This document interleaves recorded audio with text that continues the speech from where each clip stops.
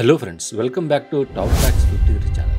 Solar ప్యానెల్స్తో generate అయ్యే విద్యుత్ వల్ల మనకి చాలా రకాల ప్రయోజనాలు ఉన్నాయి. మరి అన్ని ప్రయోజనాలు ఉన్నప్పుడు మొత్తం ప్రపంచం అంతా సోలార్తో ఎలక్ట్రిసిటీని జనరేట్ చేయాలి అంటే ఎంత ఖర్చు అవుతుంది? అసలు ఎన్ని ప్యానెల్స్ అవసరమవుతాయి? ఈ ప్రశ్నలకు జవాబులు ఈ వీడియోలో తెలుసుకుందాం. భూమి మీద సూర్యుడు ఉదయించిన రోజు అంటూ ఉండదు. కొన్ని చోట్ల ఉష్ణోగ్రత చాలా ఎక్కువగా కూడా ఉంటుంది. ఇక సోలార్ పవర్ విషయానికి వస్తే అది సమృద్ధిగా ఉండటమే కాదు, ఎప్పటికీ అంతరించిపోదు కూడా. భూమి మీద నివసిస్తున్న జనాభా 17.5 ట్రిలియన్ వాట్స్ రేట్ చొప్పున పవర్ని కన్జ్యూమ్ చేస్తున్నారు.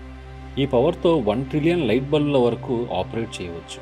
అయితే సూర్యుడి నుండి మన భూమికి 175 క్వాడ్రిలియన్ వాట్స్ పవర్ వస్తుంది. అంటే భూమికి కావాల్సిన విద్యుత్ కంటే 10,000 రెట్ల సన్షైన్ మన భూమిని తాకుతుంది. యావరేజ్ని ఒక మనిషికి అవసరమైన విద్యుత్ని ఉత్పత్తి చేయాలి అంటే 10 సోలార్ ప్యానెల్స్ కావాలి. భూమి మీద మొత్తం 7 బిలియన్ మందికి పైగా జనాభా ఉన్నారు. అంటే మనకి 70 బిలియన్ సోలార్ ప్యానెల్స్ అవసరమవుతాయి. సూర్యరశ్మి కొన్ని ప్రాంతాల్లో తక్కువగా ఉండటమే కాకుండా రాత్రుల్లో ఉండదు కాబట్టి ఇంకో 3 అంటే 2.10 బిలియన్ సోలార్ ప్యానెల్స్ అవసరమవుతాయి. దీనికి మొత్తం దాదాపు 2030 సంవత్సరం వచ్చేసరికి 4,96,800 స్క్వేర్ కిలోమీటర్ల స్థలం అవసరమవుతుంది.